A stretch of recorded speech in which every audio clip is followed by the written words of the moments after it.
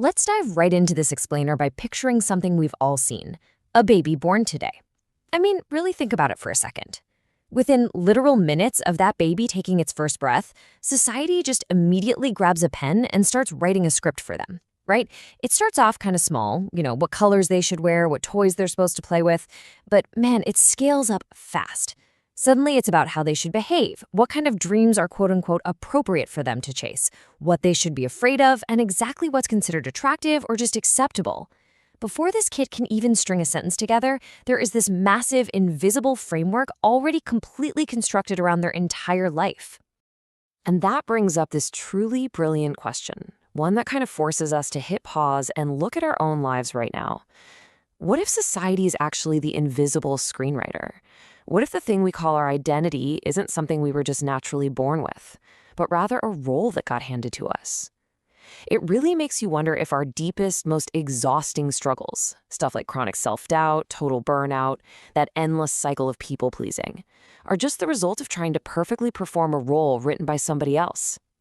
Think about all that pressure to tick all the socially approved boxes, get the right degree, have the right kind of marriage, hit those specific career milestones. Are you actually living your life, or are you just reading a script? Section 1, the invisible societal script. We're going to start by looking at how human beings are, honestly, a lot like fish swimming in water. A fish doesn't really notice the water because, well, it's just always been there. In exactly that same way, we inherit this massive list of what's considered normal. We rarely notice our culture because we grow up entirely inside of it. Think about the silent, invisible rules that dictate how we speak based on our gender or background, or how we dress to fit into a corporate office versus a social event, how we express our emotions or completely bury them just to keep the peace. Society even steps in and teaches us how to define these massive abstract concepts like success and beauty. It maps out exactly how we're supposed to manage our relationships. And the crazy part? All these lessons arrive way before a conscious, critical awareness ever fully develops. Because of this, we get locked into this kind of silent identity crisis. We just assume that because these rules feel deeply familiar, they must be fundamentally true. But as we're about to explore, familiar and true are definitely not the same thing. Section 2, Simone de Beauvoir's Revolution. Let's shift gears to a brilliant mind who actively questioned all these invisible rules to understand why so many people get trapped in identities they never actually chose. So Simone de Beauvoir was born in Paris in 1908. Now, to set the scene, this was a time when pretty much every major institution basically handed a woman her exact destiny before she could even speak. But Simone? She was intellectually fearless. While most people just quietly accepted the script, she flat out refused it. In 1949, she published her absolute masterpiece, The Second Sex. And even though this originated back in the mid-20th century, her work remains this highly practical, surprisingly urgent toolkit for navigating the really complex modern identity crises we're all dealing with today. She famously wrote, "One is not born, but rather becomes a woman." Now, hidden inside that seemingly simple sentence is a total philosophical earthquake. It proposes this truly radical idea that identity is learned, not innate. At a time when absolutely everyone thought biology was destiny, she just came along and completely flipped the narrative on its head. And this analogy perfectly illustrates her argument. You see, she wasn't denying biology, she was categorizing it. Think of biology as simply the hardware of the human machine. But society? Society is the one writing the software. It creates these enormous, highly complex structures of expectations that get basically downloaded into our minds straight from birth. Yes, the hardware matters, for sure, but it's that societal software that truly dictates how the whole system is going to behave. Section 3, Understanding the Other. To see exactly how this software gets coded and installed in our brains, we have to neutrally examine how society has historically structured human relationships.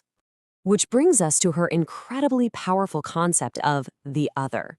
Historically speaking, women, and very often people of different races, classes, or even ages, were just not treated as the default human being.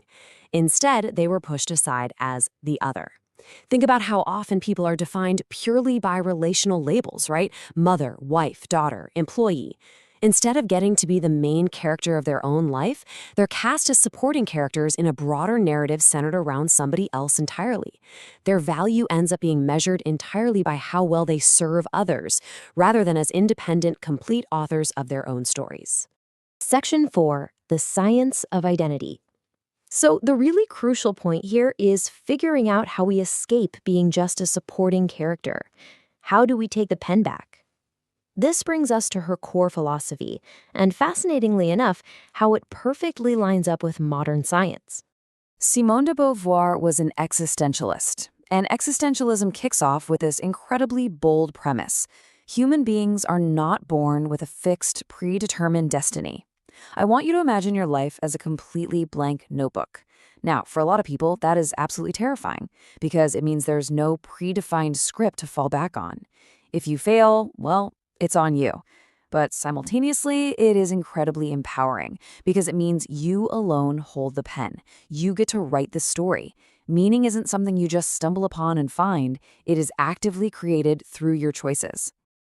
And what's super amazing is that modern neuroscience actually proves her right. We know today that repeated messages and behaviors literally physicalize in the brain, forging these strong neural pathways. Basically, every single action you take is like doing a repetition at the gym, but for your brain. The brain literally becomes what it repeatedly practices. This means your identity isn't just made up of some occasional passing thoughts or wishes. It is actively built and reinforced through consistent action.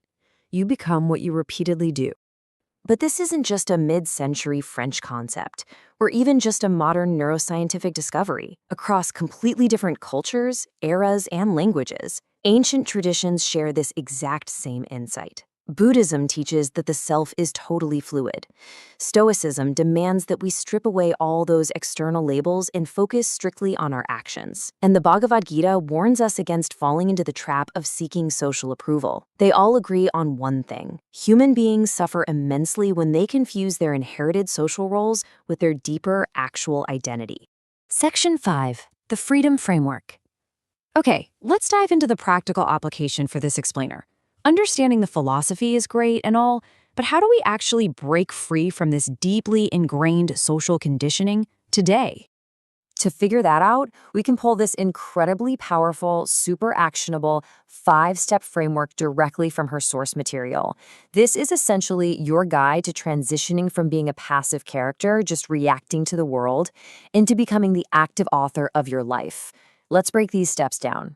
For step 1, we absolutely must question the script. Take a hard look at your deepest beliefs about work, about your relationships, about success. Then ask yourself directly, who actually taught me this belief, and who really benefits from me believing it? Would you still hold on to this if nobody had ever told you to? Awareness is the absolute beginning of freedom, because you literally cannot escape a prison if you can't even see the bars. Moving to step 2, we have to identify the masks we wear. We all play roles, right? Parent, employee, partner, friend, leader, follower. But I want you to ask yourself a terrifying existential question. Who are you when absolutely none of those masks are active? When you aren't actively being a parent, an employee, or a partner, who exactly is left? Most people never even dare to ask this, which is exactly why they stay totally trapped inside their labels. Step 3 is all about conscious choice.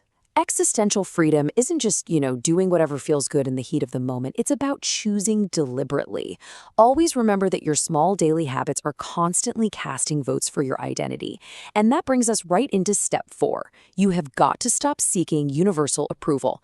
Trying to please everyone is simply impossible math. Honestly, trying to satisfy everyone is like trying to win an argument against the internet. It's just a complete and total waste of your energy. True authenticity requires the courage to accept that not everyone is going to approve of your script, and that has to be okay. Section 6, the ultimate choice. Let's move to step 5 and see how all of this builds up into the ultimate, overarching lesson of Simone de Beauvoir's legendary work. Step 5 is the profound realization that creating yourself is a daily task. She believed that becoming is ongoing. You are never fully finished. You're never perfectly complete. You're not some static statue carved in stone, trapped forever in one rigid shape. No, you are a living, breathing process. Every single day the sun comes up, it hands you another opportunity to create yourself entirely anew. The deepest universal lesson we can pull from the second sex is that while human beings are, of course, incredibly shaped by social forces, and while we absolutely inherit scripts and powerful influences, we are not imprisoned by them, not at all.